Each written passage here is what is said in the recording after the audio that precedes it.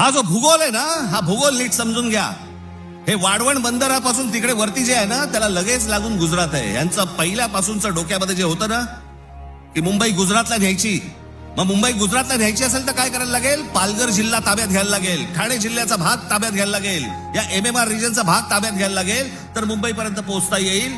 माणसं पहिली बदा तिकडे टाका, त्यांचे मतदारसंघ फोडा, मराठी माणसांना फोडा, हे मतदारसंघ ताब्यात घ्या आणि त्याच्यानंतर सांगा, अरे खासदार तर आमचाच, आमदार तर आमचाच, नगरसेवक पण आमचाच, महानगरपालिकाही आमच्या हातात.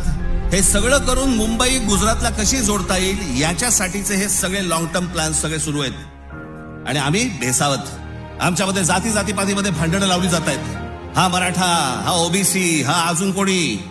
एकदा मुंबई हातात गेली ना बाबांनो, महाराष्ट्र झारखंड पेक्षा काही वेगळा करणार नाहीत हे.